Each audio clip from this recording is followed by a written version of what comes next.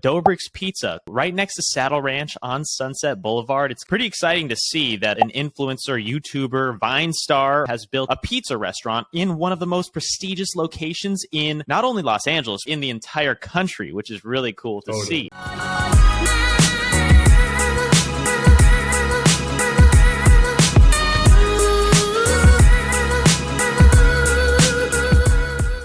Welcome back to Dreams Life Can Buy, episode 3. My name's Tommy Jordan. That's Darren Kriz over there. We got another exciting episode for you. How you doing today, Darren? What's going on, man? Oh, we're doing amazing today. It's another phenomenal week ahead and another great episode here for you. We have so many great topics planned to discuss just in the influencer space and social media, entrepreneurship, just anything you guys want to see in real estate too. Just stay tuned. But here we go.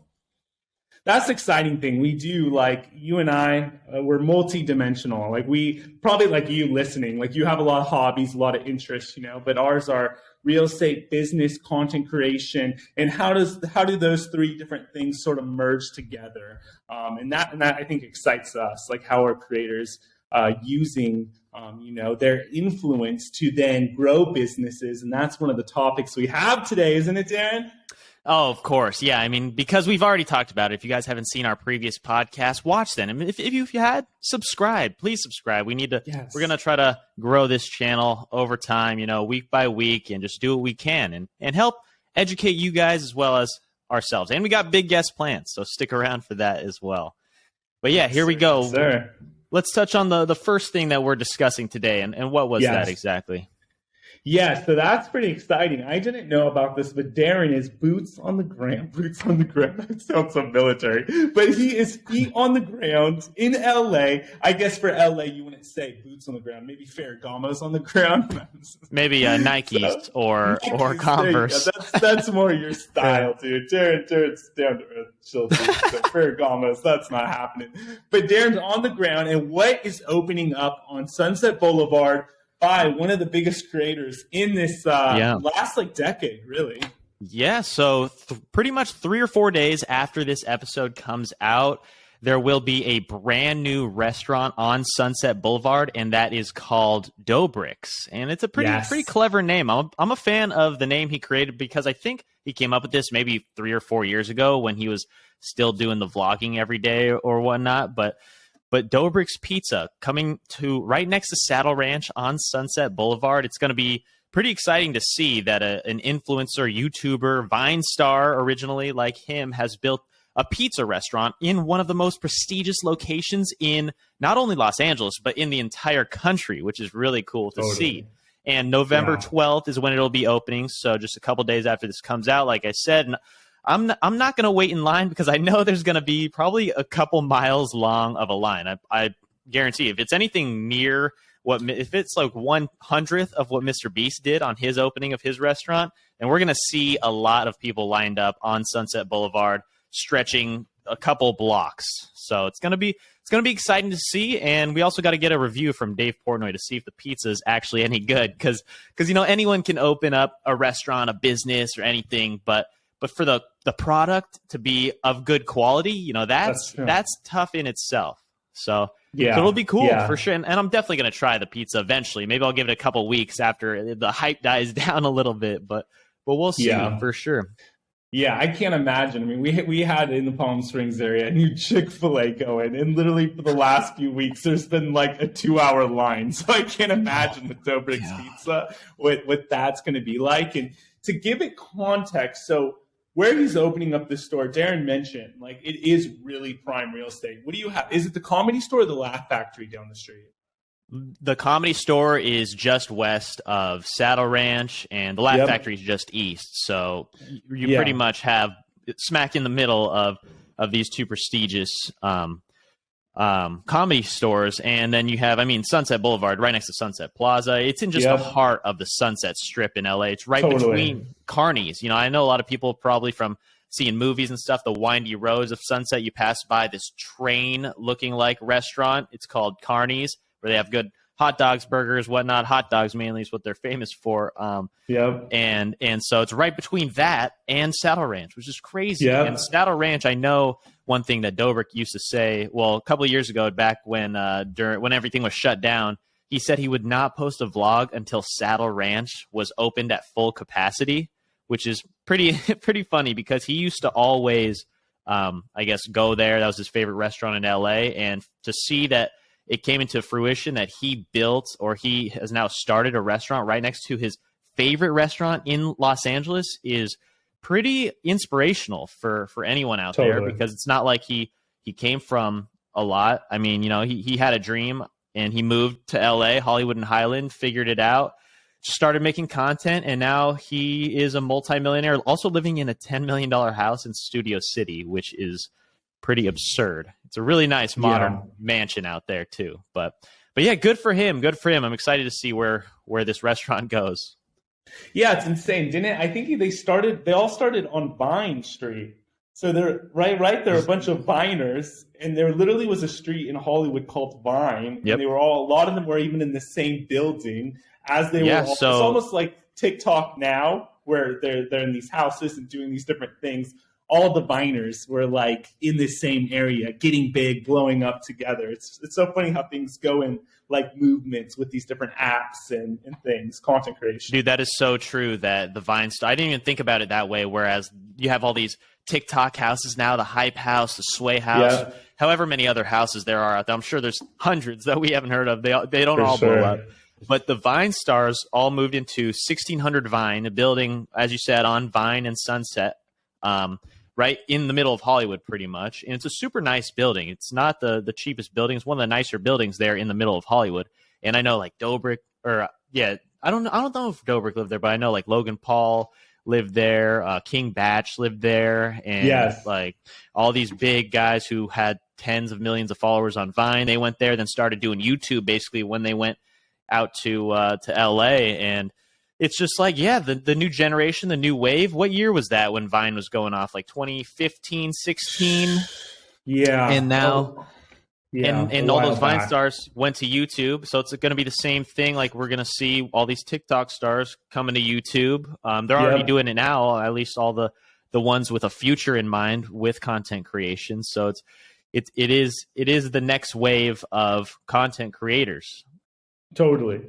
And I think that's the exciting thing about content creation in general is like, you might think, oh, I don't have a platform. Well, no one had a platform. They just started posting and started doing consistently. Like right now, this podcast is very small, but you might be listening in 3 years and it might be big. You know what I mean? But everyone starts somewhere. And I was thinking about this the last few days. I wanted to say it on the podcast we haven't spoke about. But one thing I would recommend for sure is finding someone doing what you want to do and maybe at that same level, or both of you are aspiring, trading ideas. Because I was listening to a lot of Mr. Beast podcasts lately, and he's spoken about this a lot. I don't know, we're on Mr. Beast again, but dude's great.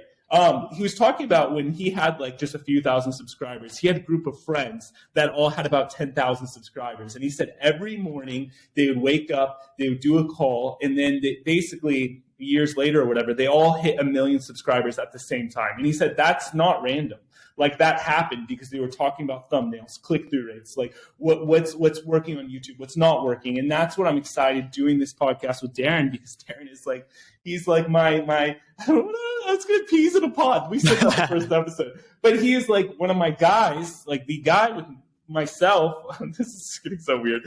I'm trying to explain this. Like Batman and Robin, like where every day we're talking about ideas, we're trying to learn and grow from one another. And it could be hard. It could be a really lonely road being an entrepreneur and being a content creator, because being a content creator is basically like being an entrepreneur. So I would say find someone like your Dobrik or whoever, because you don't know like where you two could go. And I've always liked doing things on my own. Like I'm very self-sufficient, I have a real estate business and just like doing my own thing. But then for the last year, honestly, I've been realizing I'm like, why am I like trying to do life by myself? Like life is so much better when you're working with other people, bouncing ideas off each other. And, you know, like Darren and I might have disagreements, but that's a good thing. And it's good to like have other people's opinions and inputs so you could actually grow. Like, what are your thoughts on that? Just content creators coming together. First of all, Tommy Jordan isn't doing life by himself. He does have a wife and 2 kids, so there you go with that. But yeah, exactly. But no, yeah, touching on that, it's definitely I love that story about Mr. Beast when he talks about he had these like group of 5 to 10 friends or whatever, and they were all just grinding, just nerding out on you. He even says this. They were just nerds about YouTube day and night. They would do nothing. They wouldn't go out.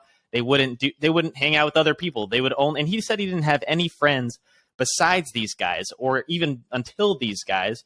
And they were just grinding on YouTube till they all got to 1 million subscribers. And then slowly he would see each of them dwindling off. Like one guy would say, oh, I'm at 1 million. I got my plaque. I'm good. I'll chill. I've made hundreds of thousands of dollars. I'm all right. You know, everyone would just do their own thing. One guy would move, travel, get married. Like people just live life. You know, people have their own paths. But Mr. Beast, he felt like he needed to do something greater than just have 1 million subscribers and be done. YouTube is his life, like was and is his life. So he wanted to get to be the #1 YouTuber, and he just slowly did that over time. And now he's just really taken off. The best book I've ever read is The Compound Effect. And I tell people to read this book every single day because of it's just your habits and the way you structure your life slowly over time. Edge? It is a very similar book to The Slight Edge, but The Compound Effect's a little bit easier to read. I've read both of them. The Slight Edge is a little bit longer. Compound Effect's a shorter book, and I think the context is a little more straightforward, to the point, easier to consume and digest. But the Compound Effect just basically talks about how over time you're not going to really see the daily growth, the monthly growth, but yearly, over like 24, 36 months, it just skyrockets. Like both people will be at the same pace, same place for a little bit, but then slowly but surely over time, it just eventually snowballs and skyrockets to success or to a downfall, which is pretty interesting to see. And if you do it over time, you will see this. And I'm sure a lot of successful people that have started their own businesses, will understand that this actually works when you put in the right habits, the right discipline on a day-to-day basis.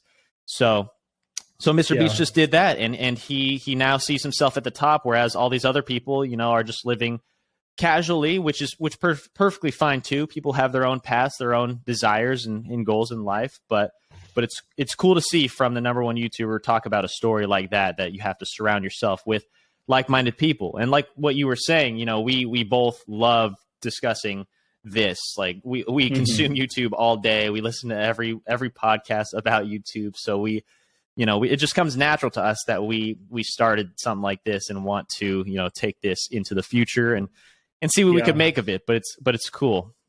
Yeah. I love, keep going. You got a little more magic, a little more salt and pepper. I already sprinkled enough. Seasoning. Too much seasoning. Steak, I like plain chicken. There we go. Oh my gosh. So on that, when you were talking about that compound effect, something like in my life personally, I've realized, like, because you see people a lot of times once they're already so-called great, or once they've already made it, and you're like, oh, I want to do this. Like, what do they know that I don't know, or this or that? And a lot of times, like Darren said, it's not that the only magical quality they have is really they just kept going and they didn't stop. So then all those variables along the way, the things that you don't know, you figure out by failing and changing and trying and adjusting, and you're just going down that path and that journey.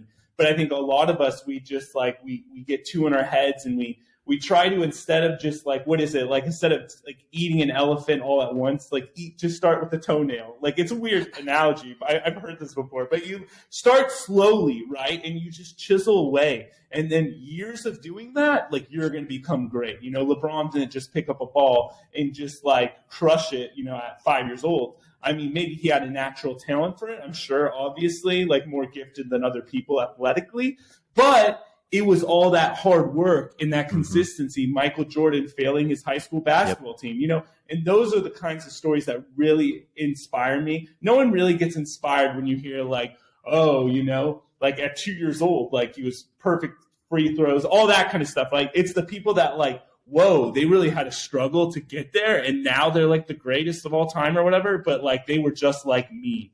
And that's like, that excites me. You're like, okay, like it's really just that compound effect and that consistency, and that good things grow over time.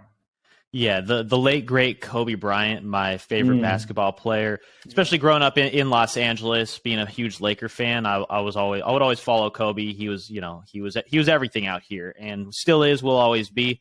But I know he was a big proponent on the compound effect, almost more than anyone, because he would always talk about how if he woke up at 4 a.m. and worked out till 8 and then took a nap, like he basically lived on this cycle of 4 hours of sleep at a time, and he would wake up at 4, work out till whatever, noon, then sleep till 4 again, and then work out till 8. He's already gotten 2 full workouts in, maybe even 3 at sometimes. And he would always say, like, if he's getting 3 workouts a day in while his competition's getting 1, how much further ahead in the next 6 months to a year will he be if he's getting 3 times the workouts in than someone else that's trying to outcompete him? Now, sometimes obviously you can burn out or be stimulated or something, like overworked out also, especially when it comes to working out and building muscle, whatever. But sorry, bless you, sir. but the main takeaway from it is just like the compound effect. Basically, the more you do, the more you'll have done in a year's time, and you'll just see where you're at, compared to where your competition is. Yeah, no, I love it, dude. I love it. All of that's good. Did you notice some changes on YouTube this week with some tabs? For content creators, I don't know if you know, but YouTube is up to some exciting stuff. So this guy, Neil Mohan, sorry if I said that wrong, Neil, much love. He is the chief product officer of YouTube, okay? And YouTube announced like just a few days ago that they're splitting video content in 3 tabs. So you have your video tab, your shorts tab, and live tab. So this is pretty impressive because a lot of content creators on YouTube were worried about posting shorts next to their long form content because you have all your like beautiful thumbnails and everything looks all great. And then all of a sudden you have these like little shorts and stuff, and it just messes the flow. And then people worry, oh, if I post these shorts, is it going to mess up the algorithm with my long form content? Like, are people going to see it? And all these things, right? All these questions everyone's been having. But here you could clearly see, and this is up now, and Darren and I freaked out when we saw this. You have a home tab, you have a shorts, and a live tab. And we know in January, YouTube is planning on doing some really exciting stuff with shorts and how they're going to monetize and how they're going to come for TikTok's jugular. What are your thoughts on these big changes? Ooh, I mean, these are huge changes, Tommy. These aren't subtle changes. Thank you. Can you really, tell people the gravity? We go, oh, it's just a new tab. But there's a lot of stuff behind. Like YouTube and Google doesn't just do something. So, Darren, I want you to knock this out of the park. He was a baseball player. Boom. So, I mean, the average person will look at this and just be like, oh, okay, there's a shorts tab. That's good. Now I can just, if I'm a YouTube consumer, I can go from long form videos, just click on shorts and watch someone's short form videos. But this helps out creators tremendously because I know a lot of people that were consistently posting long form YouTube videos, 1 video a week, 2, 3 videos a week, and they would not want to mess with shorts at all, even though shorts, I don't know how long they've been around, 1.5 years, maybe even 2 years now. But they wouldn't want to mess with shorts at all because that they would think that it would affect their algorithm, like you said, to their long form videos. They wouldn't get the views, and they were right for a time in the beginning when shorts were first popping off. The shorts creators were only posting shorts, and the long form creators were really not messing with it too much. But I know there were a few people that would intermix shorts with, Gary V obviously being one. He's the king of posting content, 30 videos a day, whatever he says. And he would slowly grow, but he's not getting too many views on each individual video because the quantity of content is just so much. But the way that it looks visually now, I think, is way more appealing to the consumer and to the creator because creators wouldn't want to post shorts because of how mixed it looked. It looked ugly. It really just didn't look like something you'd click on. If you were clicking on the video tab, you wouldn't really want to just individually select a shorts video. Shorts are, I mean, obviously they did this because of what TikTok has done, and TikTok now, I think, has more monthly viewers. Not I think, I know it has more monthly viewers than viewers on YouTube. And YouTube saw this like, what do we have to do to compete with them? So what they had to do was basically copy, not really copy, but pretty much, because now you see TikTokers moving on to YouTube and just posting shorts. So with this becoming monetized in January makes it a much more appealing platform to these TikTokers that are already posting videos on TikTok on a daily basis. Now they're going to be posting them and just repurposing them on YouTube. And if they're growing following on there, why not post long form videos? Because those will make more money for them as well if they're posting long form. But so it's nice now to have both areas to dive into, and it's not really about, I've heard a lot of people talk, it's not about just posting shorts or just posting long form. Now it's about doing both. So it's going to be very interesting to see where some creators are heading into early 2023 in the shorts game, because there's going to be a lot more people that are just going to be firing a quantity of videos instead of just their one a week type thing that we've been seeing for a couple of years now.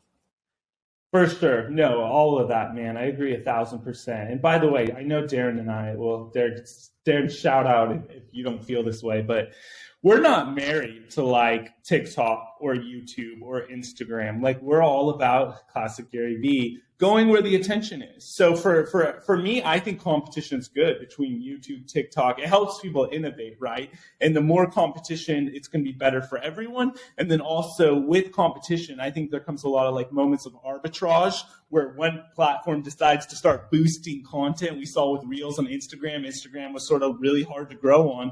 And all of a sudden they start boosting Reels. And then if you're a smart creator, you hop on that. And that's how you saw I had no Instagram experience. I never used social media besides when I started using for my business. And I grew an Instagram to 0 to like 20,000 in like 2 months just from taking shorts I was already making, or TikToks, and just posting them on Instagram and posting them on YouTube and all three platforms. And then you just start getting growth. So I think we're going to see in January like a new wave of content creators. And I don't want to say there might be like a new little binary era, but I think each kind of platform has their own kind of figures that rise up. And I think the Charlies and all that, we could have on YouTube Shorts between January to July, a new group of shorts creators that really dominate. And when you think about it, Charlie, all of them, right? Like Charlie went over to YouTube, you know, and then they have like the D'Amelio, they have like a family YouTube channel. Like,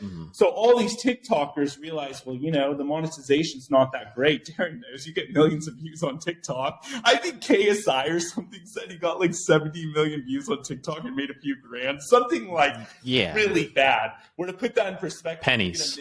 Pennies. Yeah. You get a million views on YouTube and you could be doing $2,000, $3,000, $5,000 for a million views, or 10, 20, 30, 40,000. Yeah. You talk about finance or beauty or your certain niche that pays more. So I think YouTube currently monetizes 100 times more than TikTok does per view. Something around that.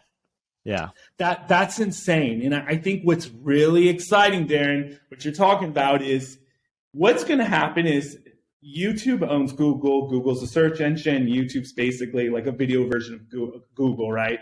So all these shorts are going to be searchable, not only within YouTube, but right now I know from firsthand experience, YouTube videos you make, they'll actually show up on the homepage of Google, and Google recommends YouTube videos. There's like cross-pollination happening of platforms. So Darren, what's going to happen when Google starts like busting out shorts over on Google searches and stuff? Like, dude, TikTok doesn't have that capability. Yeah. What's happening, Darren? That's what are true. Your thoughts? I honestly never even thought about this though, that the SEO it just came right now, bro. Oh, it came to you right now? Yes. That's crazy because the SEO will affect the shorts on YouTube as well. So if you have good titles on YouTube Shorts, they should come up in the video tab. And if those shorts are getting tons of views, then why wouldn't Google have them go on the first page I mean, even though the retention's not going to be as high as a long form video, you know, they're not going to be watching as long as you would, but still, but now you'll go to a shorts, and then if you like someone's video, you'll go to their homepage, and then you'll see their long form videos. So it's just a win-win overall for Google and YouTube. But yeah, I mean, the titles are going to help tremendously with the SEO, and TikTok, you can't do that because Google really doesn't. I mean, not at all. They don't push TikToks out because they just don't really like that platform. But wow, dude, this is monumental. There's a lot of cool things that come to content, and yeah, dude, I mean, it's a lot to take in all right now. Now I'm just processing all of this. It's so crazy. Like Darren and I, we're learning, we're growing. So what we're doing with this podcast, look and see what we're doing. We're basically just trying to see what other people are doing and try to do what we've learned. And if you see what we're doing now with this channel, you're going to see for Dreams Life Can Buy, we have shorts going out morning and night on YouTube. And then we're taking them and putting them on Instagram morning and night, taking them, putting it on TikTok morning and night. And then right now we have one episode, maybe 2 episodes going a week, right? For the long form content. So, and we were talking about this, a lot of creators, right, don't even post like one short a day, every other day. And this game is really about output. There's much noise out there. So if you want to like make a dent, you got to be posting frequently. Right, Darren? No, it is a cool little experiment that we're not a little experiment because we are in this for the long haul. We understand what it takes to grow a following and a consistent business. So if you guys are watching this and listening to this right now, you are here in the beginning of this journey. You're along for the ride. It's going to be really cool to see where we're at in a year because we'll still be here. We'll still be posting this content. Just wait and see. And we're just learning about all these algorithms and how shorts and long form videos are working as well. So we just wanted to get in it, and we don't have any like giant followings to where we can instantly boost, our podcast to hundreds of thousands of people, such as like the Darren and Jay show. We were talking about this earlier. This is Darman and Jay Shetty, who have over 20-30 million followers combined. I mean, they just had their first episode with Mr. Beast, and they just launched their podcast a week before we did. So, and they already got like, I think 1 million views on their first video, which is insane. But I mean,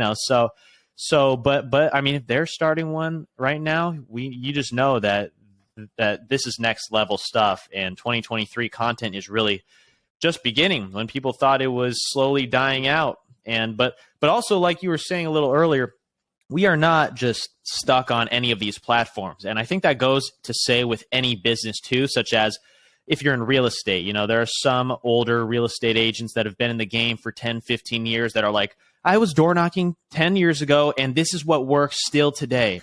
That is not necessarily true. I was sending postcards 20 years ago, and I sold 5 houses on this street, so it works today. That's not really going to be true if you are being innovative, staying up to date with the times, just staying up to date with technology. The past 5 years, everything has changed technology-wise. And if you're in any kind of business and are just stuck in your own mind, you're not open-minded to trying new things, then you're going to be lost in the long-term game. So this is if any random platform comes out and we see people, more attention is going to that platform, we're going to hop on there right away and start posting on there the day it comes out. I mean, I do it. I think in the last 2 months, I've downloaded Be Real, Vero. Like there's been a bunch of different platforms that I'll just make an account on just to see when I know that there are at least like a few people that have started getting on that. If I hear from any podcast that I listen to tons of podcasts. If there's anyone that says, oh, this might be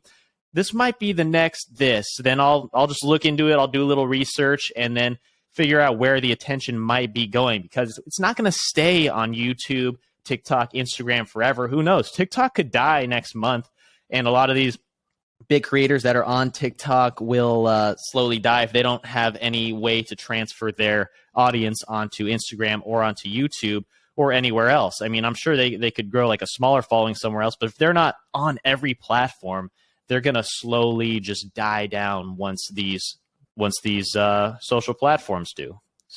Totally. Yeah. I love it. I love everything you're saying.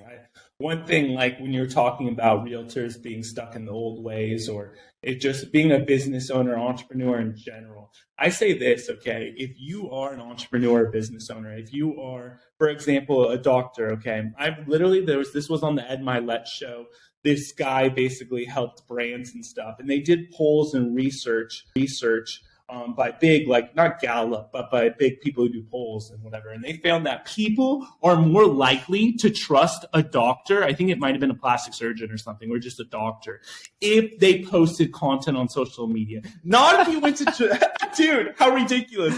Not if you went to Johns Hopkins University or Harvard for medical school or whatever. I don't even know if they have a medical school, but they were more likely to trust, okay, a doctor if they posted content. So if you are a business owner, go. Why do you think that is? What are your thoughts on why you think people would say that they would trust a doctor more if they are posting content on social media? Because there could be way smarter doctors. I mean, there are doctors that are way smarter that aren't posting content. They don't even know what TikTok is. They don't know who Mr. Beast is, you know? Like a lot of people my age don't even know who like Mr. Beast is, and he has 110 million subscribers. But why do you think that is, that people would trust a doctor? Yeah. Making so content? I think, that's a really, really good question. I think what content creation does, it builds trust. And I think in the sales process, one of the biggest thing with sales, and if you're a doctor, if you're a veterinarian, if you own any kind of business, you're selling something, whether you're offering a service or you're offering a product or a good, right? So that's why we're talking about content creators starting businesses and just slamming it out of the park, like the Happy Dad and the Feastables with Mr. Beast, all these different products that we talked about in the last episode. Go listen to if you haven't. Straight fire. I don't know if that's fuego. If that's what the kids are saying these Absolute days. heat. I'm getting old. Heat. There you go. Thank you, Darren, for keeping me young. So I think why people would trust a doctor more is because the trust. There you go. Why they would use a doctor who posted on social media is because trust is built by posting and content creation. So if you are a small business owner, or if you are an attorney, if you are anyone and you have some kind of business or something you're trying to grow, you won't believe the ROI you can get by posting local Instagram posts, using hashtag of your city name, like commenting on other people in the city, like really that's just hand-to-hand combat, reaching out to people on social media. You don't know the effect it could really have on your business locally. Because I think sometimes we love talking about these big, massive creators, right? That are just like making these big brands and they're getting all these views and stuff. But I think for the average person making content, like it could totally change your life. And I mean, Darren and I are a testament to that, you know? So that's why I think, Darren, that people would be more likely to use a doctor. Like you said, there could be so many doctors that have so much better schooling or experience, but the guy who posts on social media gets all the business. Darren, I know you've seen this guy, the attorney who posts on TikTok. Dude, that attorney was on TikTok in 2019. He was the first one because I remember when I was on TikTok in 2019, this attorney was on there just posting funny videos. And I was like, why is there industry? He was like one of the first people in a serious profession to just make random funny TikToks. And now he has millions and millions of followers on there. So something worked, and I'm sure it has exploded his business, you know. That would be an interesting guy. Maybe we can reach out and get him on here. I love that idea. I love it. I'm sharing his TikTok right now. We got to reach out to him. Law by Mike, if you're interested. I want you guys to see 120 million likes. So to have that many likes on TikTok, Darren, what do you think? Maybe 1 billion views he's gotten? Dude, well over 1 billion. I would say, because like I would say a good like ratio is around 10%. I always think around there. So I mean, like to view. So we're saying like 1.2 plus billion right here, right? That's insane. Dude. I mean, look at the views he's putting out on these TikToks alone at the top there. You got 4.8 million. You got what is there a clown? There's a clown in there. You know, he's obviously doing some contextual for Halloween. Yeah. He knows what he's doing. I mean, he's got how. And he's not that old, he's not that young either. He's probably like mid-40s or something. Mid-40s, okay. Almost 7 million followers, okay. And he's actually repped now by Artist Agency right here, okay. So if you think that TikTok is just for the, like children and stuff, I mean, this guy was doing it when it was probably felt wrong to be on the app as a 40-year-old when it was all 12-year-olds still dancing on it. But this is where we're at, guys, where the new Rockefellers, the oil money and all that, it's going to be the people who are innovating with social media and going where the attention is and building brands and businesses through it.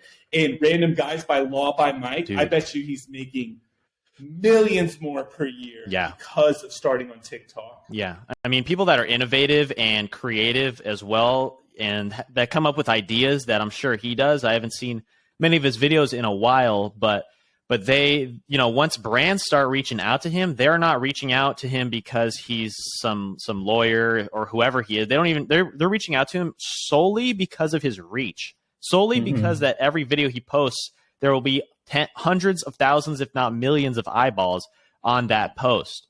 So I mean, it doesn't matter who he is. At 7 million followers, you are a huge brand. You are you're a business at that point where at every post you have to really have some deep thought into what you're putting out, because at that point, 7 million eyeballs that are following you on every post. I mean, just put that into perspective. I mean, there's about 10 million people in LA County. So 7 million is just absurd to think about coming from on a lawyer. I didn't know he was that big. That's really cool. Bro, insane. And I was curious, right? Like how many viewers for a US television show, right? So I'm just looking around, okay? So this is an interesting exercise, okay? Let me share my screen. And if you're listening, that's why we always will tell you what's happening, because I know you might be driving, you might be in the shower, whatever a lot of you're people doing. Listening.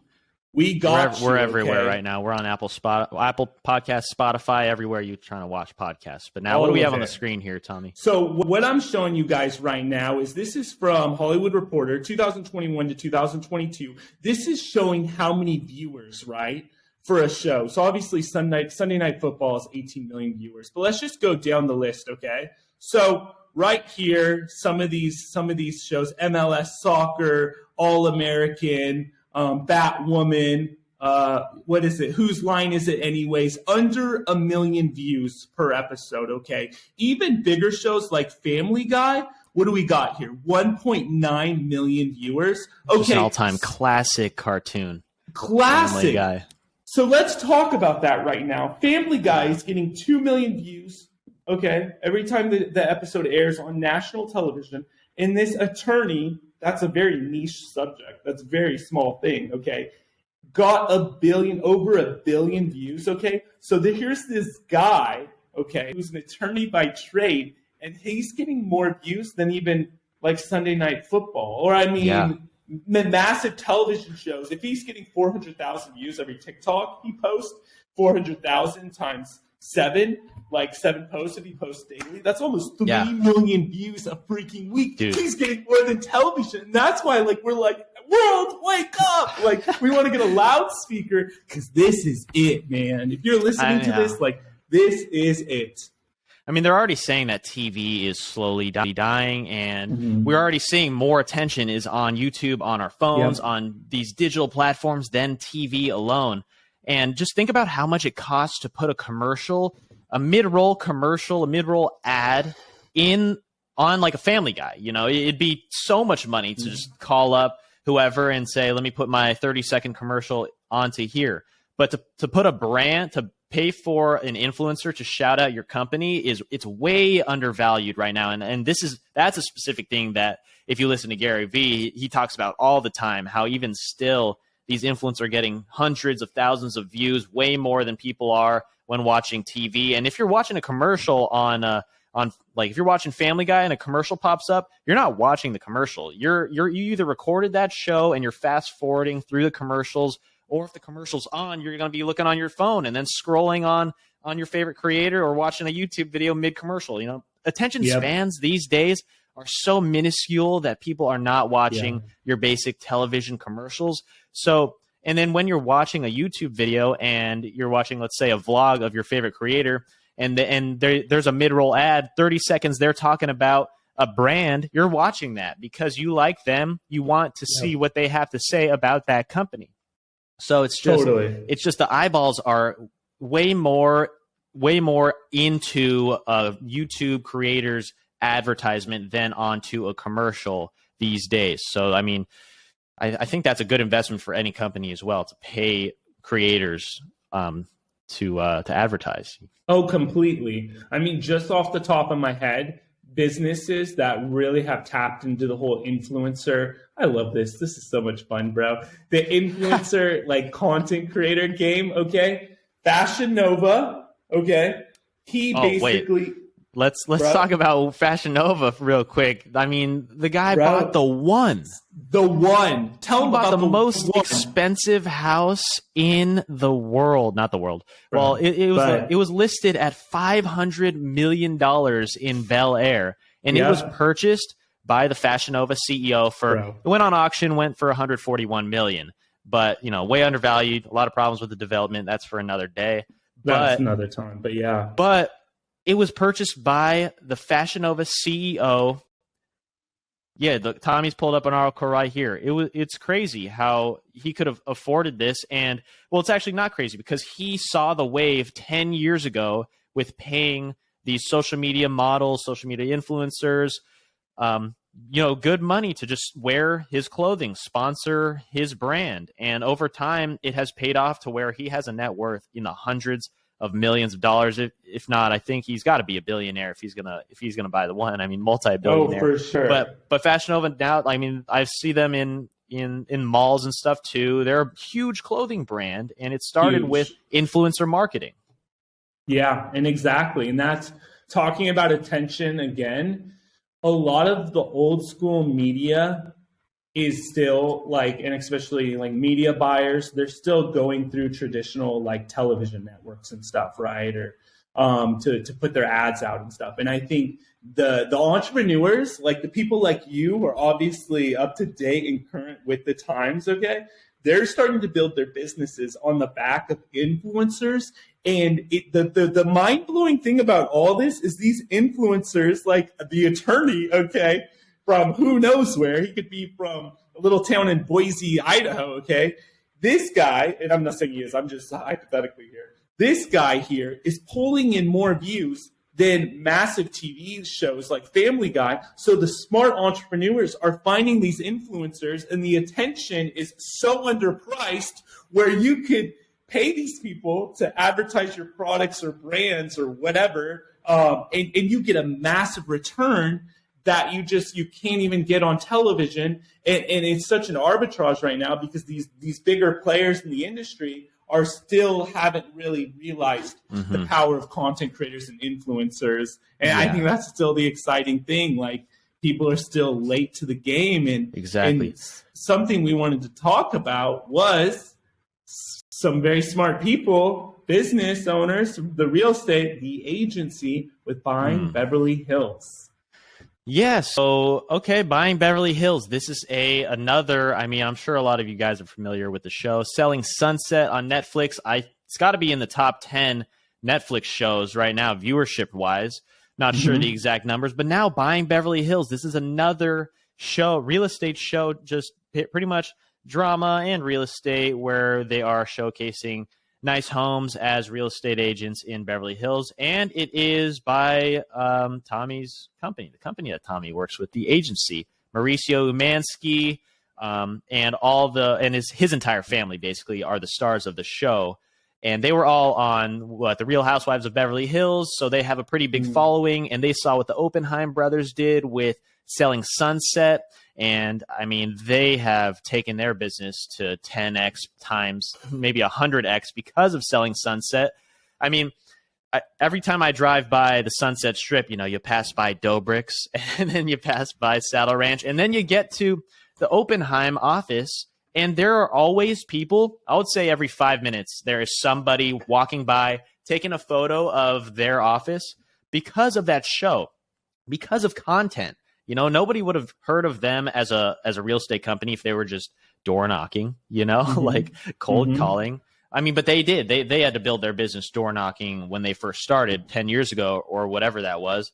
But they came up with an idea. They saw a wave of content, and that content was, for them, was in the Netflix space, and Netflix was huge. They made a bet on Netflix. Now they're like 6 seasons in and buying Beverly Hills. They're doing the smart thing. They think that they have to do this to build up the agency. And I mean, it is your company, Tommy. Touch on where you think that they're going to be headed once this show is launched and once they start building their seasons up. I mean, they just launched this week, so it's going to be exciting to see in the future.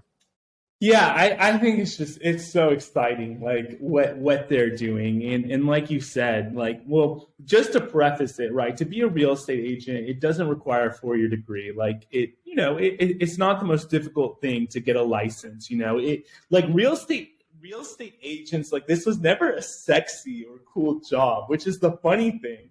But with $1 Million Listing and all these shows, like it's really giving real estate this kind of cool image, But our day to day is basically on the phones with people negotiating contracts. Like we might show a few listings and stuff, and then, you know what I mean? But they show you just the coolest parts. And of course, they're showing like a high level of real estate, maybe the 1% of people have experienced. But, yeah.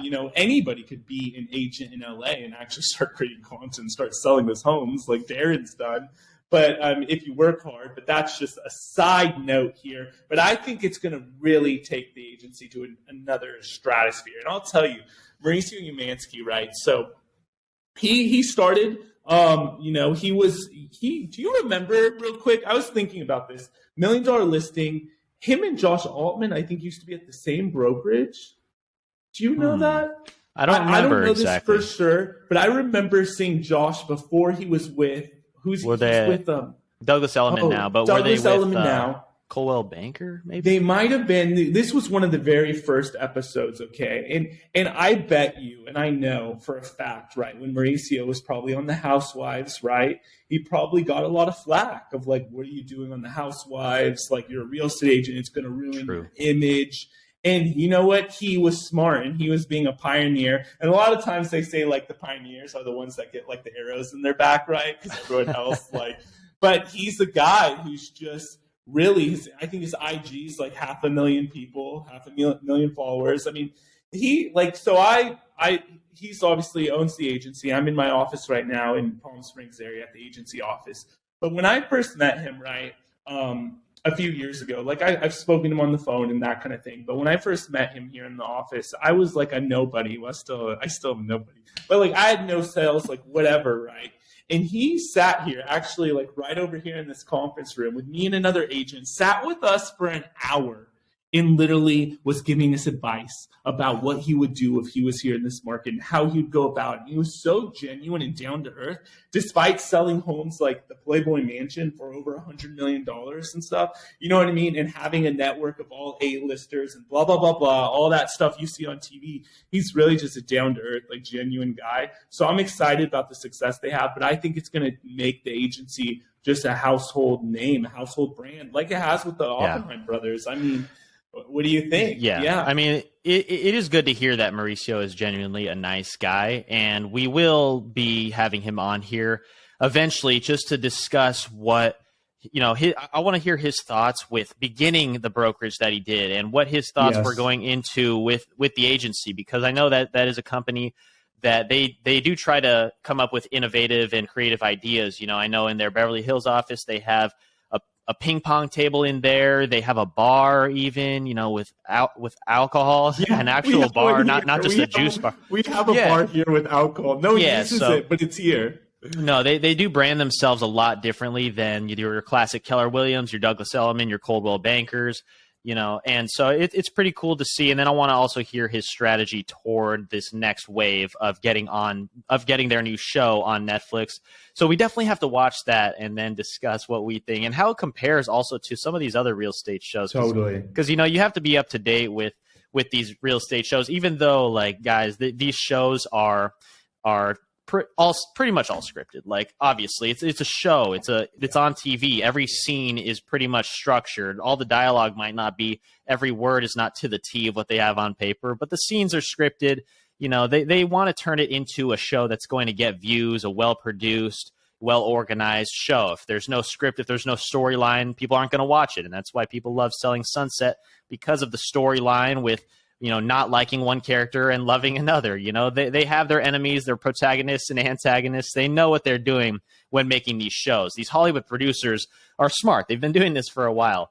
But I mean, that's what works. And if that's what's going to help them get business and future business and build their brand, then why not do it? It's a smart idea. And so it will be cool to see. And it just launched. So got to get watching a couple of those and see if they're what they're doing. For sure. And that's where, like, what you were saying about nothing's random. They do have, like, protagonists and antagonists. Like, there's characters you're rooting for. You're like, I don't even know this person, but why did you talk to her like that? Like, I love reality TV. Yeah, exactly. But that's also, touching on that, that's also another reason why, like we were talking about, why you would trust someone that's making content over, like, a realtor, let's say, that is smarter than the other realtor about real estate, that has more knowledge about a specific home or area. Because if you see someone on a TV show that you've watched multiple episodes of them, you feel like you're friends with them. You feel like you know them. You feel like you can reach out to them, and or maybe sometimes you don't because you feel like they're too famous for you. But you feel like you can reach out to them because you've seen all the things that they've done. You kind of feel like they're your friends. So it's better. That's why people know, like, and trust these guys that are on the screen, on TV, that they watch. So they feel like they can help them in specific service, no matter what business it is. So that's why it also helps them in real estate, because they're getting clients and clients saying, oh, I liked how you did this. Or they could even say, oh, I related to you because you did something dumb or something random in a show. And that's why, the more relatable they are too, normally they'll get more business as well. But yeah. Yeah, that's the funny thing. A lot of times, like, when these people, if they fail on TV or mess up, or, like, I know Dobrik, we were talking about him on his podcast and on his main channel. He hasn't posted in 6 months.